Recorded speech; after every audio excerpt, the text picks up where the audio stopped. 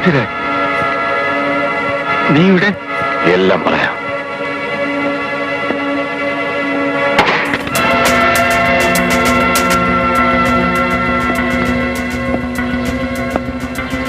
നീ ഗൾഫിലാണെന്നാണ് ഞാൻ കേട്ടിരുന്നത്. ആയിരുന്നു. പിന്നെ എന്തിനാ ഇങ്ങോട്ട് വന്നു? ആരെങ്കിലും കണ്ടാൽ? എനിക്കല്ലേ കുഴപ്പം. പോലീസിന്റെ കയ്യിൽപ്പെട്ടാൽ കൊല്ലും കൊലയുമടക്കം എത്രയോ കുറ്റങ്ങൾക്ക് ഞാൻ ഉത്തരം പറയണം. എനിക്ക് സാറിനോട് അല്പം സംസാരിക്കാനുണ്ട്, സ്വകാര്യമായിട്ട്. പറഞ്ഞോളൂ, എന്താന്ന് വെച്ചാൽ. വീട്ടുകാരെല്ലാം ഉറങ്ങുകയാണ് മേലെ. മിസ്റ്റർ വിൻസെന്റ് ആണ് എന്നെ ഇങ്ങോട്ടായിരുന്നത്. അദ്ദേഹം മദ്രാസിലും തൂത്തുക്കുടിയിലും ഇറക്കിയിട്ടിരിക്കുന്ന ടൺ കണക്കിന് സിമന്റുകൾ വിറ്റഴിക്കാൻ സാറിന്റെ സഹായം ആവശ്യപ്പെട്ടിട്ടുണ്ട്. എന്ത് സഹായം? ആ സിമന്റ് ഇല്ലാത്തൊരു ധർമ്മസ്ഥാപനത്തിന്റെ പേരിൽ വന്നതാണെന്ന് നിങ്ങൾക്കറിയാം. ആ കാര്യം എൻഫോഴ്സ്മെന്റുകാരെ അറിയിക്കുമെന്ന് ഭീഷണിപ്പെടുത്തി നിങ്ങൾ 2 പ്രാവശ്യം പണം വാങ്ങിയില്ലേ? ഇനിയും ആവശ്യപ്പെട്ടില്ലേ പണം? അതിൽ നീ ഇടപെടണ്ട. എടോ ചാക്കോച്ച, ആ കണക്ക് തീർക്കാൻ വേണ്ടിയാണ് ഞാൻ വന്നത്. സത്യരാജ്, അരുത്, അരുത് സത്യരാജ്. ചാക്കോച്ച,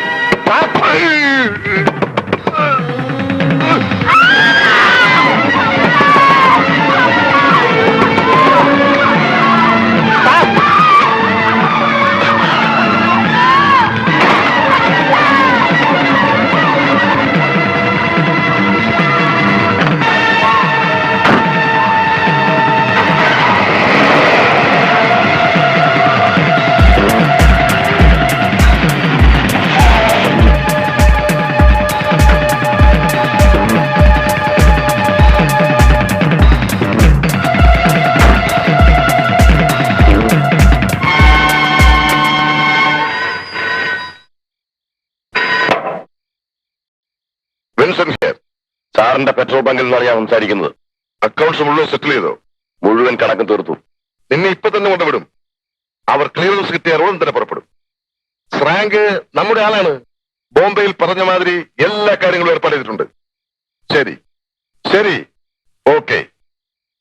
ഡാഡി മദ്രാസ് കോൾ കിട്ടിയോ? അവിടെ അക്കൗണ്ട് സെറ്റിൽ ചെയ്യാൻ ആ സിമന്റ്. അതൊന്നും നീ ഇപ്പൊ അന്വേഷിക്കണ്ട. പോയി കിടന്ന് തുടങ്ങ്. ചെല്ലേ.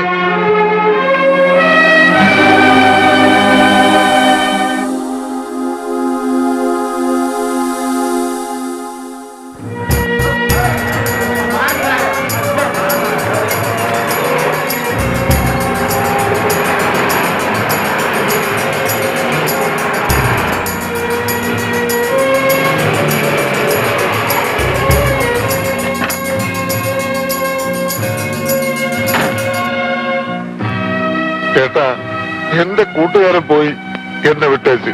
എവിടെയാണ്? വരൂ. അകത്തേക്ക് കിടക്കണ്ട, ഇവിടെ നിന്ന് കണ്ടോളൂ.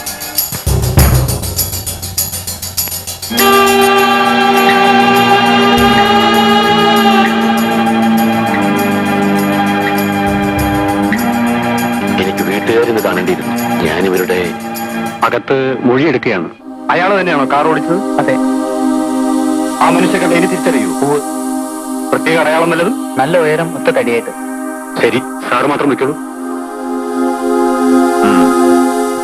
നിങ്ങളുടെ വീടിന്റെ ഏത് ഭാഗത്ത് നിന്നാ കണ്ടത്? മാളികയിൽ ഞാൻ കിടക്കുന്ന മുറിയുടെ ജനാലയിൽ കൂടി. നിങ്ങളുടെ കമ്മീഷണർ വന്നില്ലേ? ഇവിടെ ഉണ്ടായിരുന്നു സാർ. DIG വിളിച്ചിട്ട് ഇപ്പോഴിറങ്ങിയതേ ഉള്ളൂ. ഈ സമയം വരെ ആ ബോഡി പോസ്റ്റ്മോർട്ടം അയക്കാൻ കഴിഞ്ഞില്ല അല്ലേ? സാർ, അവിടെ ഇൻക്വസ്റ്റ്. ഇൻവിഷൻസ് എന്ന് പറയൂ. എവിടെ വെട്ടിക്കൊന്നാലും ചുട്ടുകരിച്ചാലും ഒരു പരിപാടിക്ക് എത്തുന്ന കൗതുകത്തോടെയാണ് നാട്ടുകാരും പത്രക്കാരും ഓടിക്കൂടുക. ആ ടാക്സി ഡ്രൈവറെ ക്വസ്റ്റ്യൻ ചെയ്തോ? സാർ, ഇന്ന് പുലർച്ചെ ആ കാറ് കണ്ടുകിട്ടുമ്പോൾ ഡ്രൈവർക്ക് ബോധമില്ലായിരുന്നു.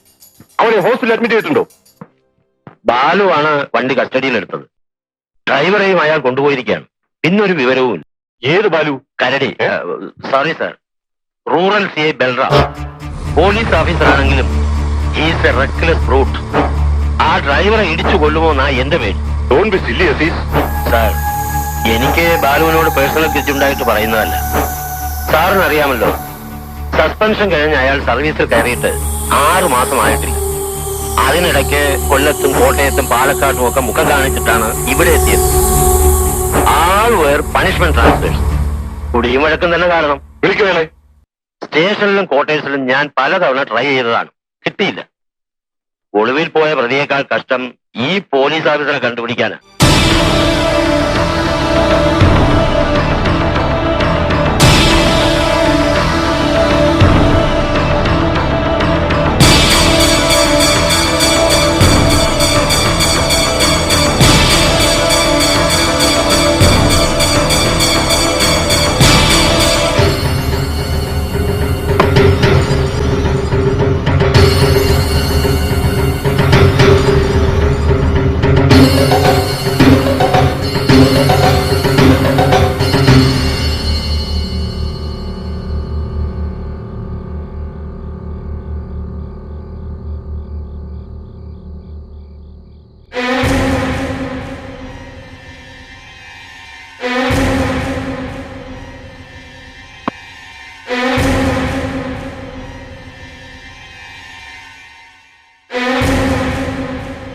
ആ ഫ്രാങ്ക് ഫോൺ ചെയ്തോ? ഉവ്വ്, രാത്രി 8 മണിക്ക് ഒരു പുറങ്ങടലിലെത്തും. ഇരുട്ടിയിട്ട് നമുക്ക് ഇവിടുന്ന് ഇറങ്ങാം. അതുവരെ ഞാനിവിടെ. എനിക്ക് ഭ്രാന്ത് പിടിക്കും. വെസൽ ബ്രോക്കർ പറഞ്ഞ ഒരാളോട് വന്നിട്ടുണ്ട്, നിങ്ങളെ കാണാം. പാസ്പോർട്ടിന്റെ കാര്യത്തിനാണെന്നാ പറഞ്ഞത്. പാസ്പോർട്ട് ബോംബെയിൽ ശരിയാക്കിയെന്നല്ലേ? ശരി, അയാളെ വിളിക്കൂ.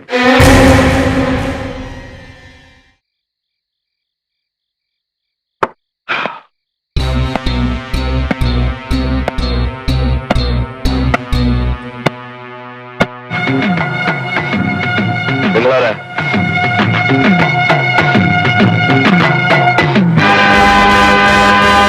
ഇൻസ്പെക്ടർ ബൽറാം.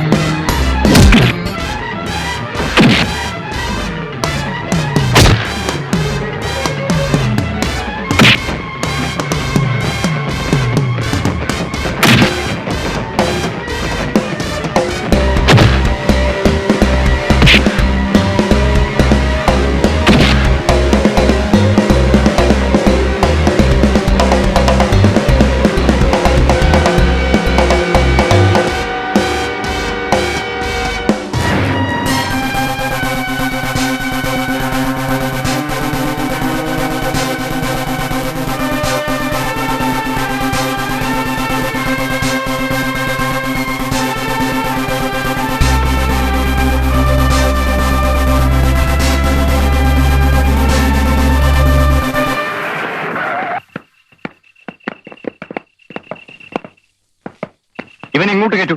ഇല്ല, ഇവരെ ചോദ്യം ചെയ്താൽ ഞാൻ വിട്ടുകൊടുക്കൂ. നോ, ഇൻവെസ്റ്റിഗേഷൻ ചാർജ് എനിക്കാണ്. Don't argue. Come on.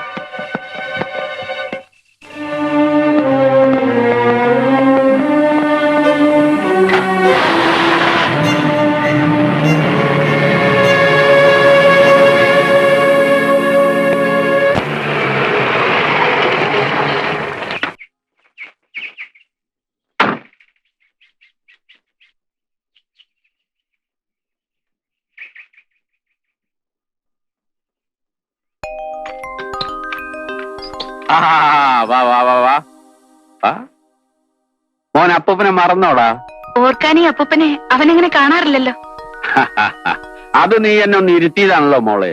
ഇന്നാ മോഹമില്ലാഞ്ഞിട്ടല്ല, അടുത്താണോ എന്നും വന്ന് കാണാൻ. ഇപ്പൊ തന്നെ ഇവിടെ ഒരു കൊല നടന്നു എന്ന് അറിഞ്ഞപ്പോ പെട്ടെന്ന് പുറപ്പെട്ടു വന്നതാ. മരിച്ച ആളിനെ അച്ഛൻ അറിയായിരുന്നോ? സർക്കാർ കോൺട്രാക്ടർമാർക്ക് സിമന്റ് കച്ചവടക്കാരെ അറിയാതിരിക്കാൻ പറ്റില്ലല്ലോ. അടുത്ത് നടന്ന ഒരു ഇടപാടിൽ നല്ലൊരു തുക അയാൾ എനിക്ക് തരാനുണ്ട്. ലക്ഷ്യമൊന്നുമില്ല. ജയനെ കണ്ട ഒരു വഴി ആലോചിക്കണം. അച്ഛന് കുടിക്കാൻ വല്ലതും എടുക്കട്ടെ? ഇല്ല ഇല്ല ഇല്ല. മോനെ നോക്കാൻ ഞാൻ അയച്ച പയ്യനെ നീ എന്താ തിരിച്ചയച്ചത്? ഈ വീട്ടിൽ ഭാര്യയും ഭർത്താവും തമ്മിലുള്ള വഴക്ക് അന്യരെ അറിയിക്കണ്ടെന്ന് കരുതി. വഴക്കോ? മകളുടെ ക്ഷേമം അന്വേഷിക്കാനല്ലല്ലോ അച്ഛൻ വന്നത്, വക്കീലിനെ കാണാനല്ലേ. മരുമകൻ ഓഫീസിലുണ്ട്. ഒരു സാധാരണ കുറ്റവാളിയല്ല Sathyaraj. He's an international criminal. എങ്ങനെ വാദിച്ചാലും ജാമ്യം കിട്ടില്ല. ഞാൻ പറഞ്ഞ വഴി ഒന്ന് ആലോചിച്ച് നോക്കൂ. പണം എത്ര വേണമെങ്കിലും കൊടുക്കാം. ജഡ്ജിയെ സ്വാധീനിക്കാനോ? നടക്കില്ല മിസ്റ്റർ വിൻസെന്റ്. നിങ്ങൾ ചെയ്യേണ്ടത്, പറയൂ. കേസിന്റെ ഇൻവെസ്റ്റിഗേഷൻ ചാർജ് CA രവിക്കാണ്.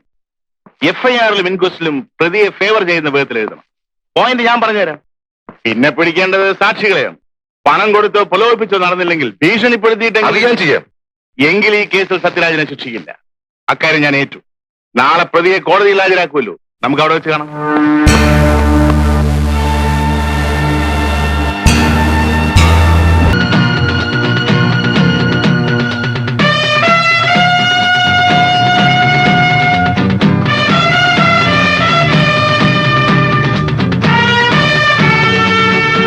ചുരുക്കത്തിൽ ഈ കൊലപാതകം തെളിയിക്കുന്നതിൽ പ്രോസിക്യൂഷൻ ദയനീയമായി പരാജയപ്പെട്ടിരിക്കുകയാണ്.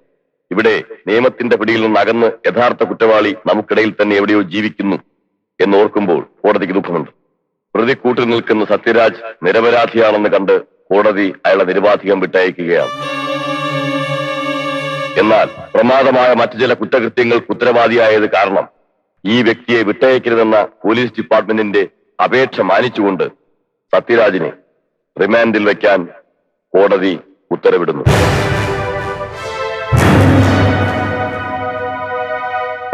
എടോ, തനിക്കല്ലേ ഇൻവെസ്റ്റിഗേഷന്റെ ചാർജ്? ബാലു, നല്ല തന്തയ്ക്ക് പറഞ്ഞ പോലീസുകാരായിരുന്ന FIR ഫസ്റ്റ് ഇൻഫർമേഷൻ റിപ്പോർട്ട് ആയിരിക്കും.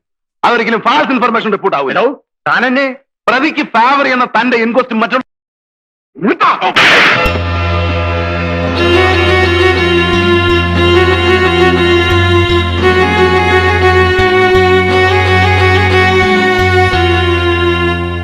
Mister Balram, this is too much. ഡിപ്പാർട്ട്മെന്റിന് മുഴുവൻ നാണക്കുണ്ടാക്കുന്നതാണ് ഈ സംഭവം. എനിക്കും അങ്ങനെ തന്നെ തോന്നുന്നു സാർ. ഒരു കൊല നടത്തി രക്ഷപ്പെട്ട പ്രതിയെ മണിക്കൂറുകൾക്കകം പിടിച്ചു കൊടുത്തിട്ടും ആ കേസ് തെളിവില്ലാതെ പോയില്ലേ? കൊലക്കേസല്ല ഇവിടെ അന്വേഷിക്കുന്നത്. കോടതി വളപ്പിൽ നിങ്ങൾ കാണിച്ച പോക്കൃത്തരമാണ്. അതിന്റെ കാരണമാണ് സാർ ഞാൻ പറഞ്ഞു വന്നത്.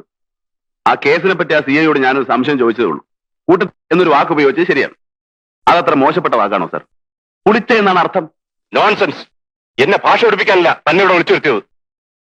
ചോദിച്ചതിന് സമാധാനം പറഞ്ഞാൽ മതി. നാട്ടുകാരുടെ മുമ്പിൽ വെച്ച് യൂണിഫോമിൽ നിന്ന് ഒരു പോലീസ് ഓഫീസറെ ഇയാൾ എന്തിനു തല്ലി?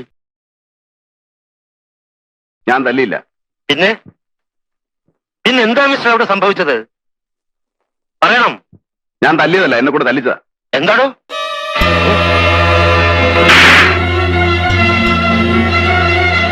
ഇപ്പൊ സാർ എന്നെ തല്ലിയെന്തിനാ? കോടതി പിടിച്ചേനല്ലേ? ഞാനും അതിന് തന്നെ തല്ലിയത്. ആണായാലും ആരായാലും തല്ലിപ്പോകും സാറേ. ഇത്രേ അവിടെ നടന്നുള്ളൂ. അല്ലാതെ ഇപ്പോഴിവിടെ കാണിച്ച ഗിമിക് നിങ്ങളുടെ ഇന്നസെന്റ് തെളിയിക്കാനാണെങ്കിൽ no mister Balram, you are suspended. You can go. ഇപ്പൊ സാറിന് ബോധ്യമായില്ലേ? He's an outspoken and eccentric. Yes, like general pattern, a headache to his superiors. ഈ ജാതിയെ സർവീസിൽ ഇരുത്തുന്നതാണ് സാർ തെറ്റ്. എക്സ്ക്യൂസ് മീ സാർ, ഈ ബലറാമിനെ എനിക്ക് നേരത്തെ അറിയാം. ഇതായിരുന്നില്ല അയാളുടെ സ്വഭാവം. Are you trying to defend him? അവനെ ഒരു എക്സെൻട്രിക് ആക്കിയതിൽ വലിയൊരു പങ്ക് നമ്മുടെ ഡിപ്പാർട്ട്മെന്റിലെ sir. Alex. Yes sir, he's an out spoken. ആരോടും വെട്ടി തുറന്നു പറയും. എന്നിട്ടും സാറിന് അറിയാമല്ലോ, മറ്റുള്ളവരെ രക്ഷിക്കാൻ പലതും അവന് ഉള്ളിൽ ഒതുക്കി കഴിയേണ്ടി വരും. ആ കഥയൊന്നും ഇപ്പൊ പറയണ്ട. കൂടുതൽ തകർക്കരുതെന്ന് ഞാൻ പറഞ്ഞു. പത്രക്കാരടക്കം മറ്റു പലരുടെയും മുമ്പിൽ വെച്ച് അവൻ കാണിച്ച തോന്നിയാസം നമ്മൾ കണ്ടില്ലെന്ന് അടിക്കാൻ. He must be punished. ശിക്ഷ എന്തെന്ന് സാറ് തീരുമാനിക്കും.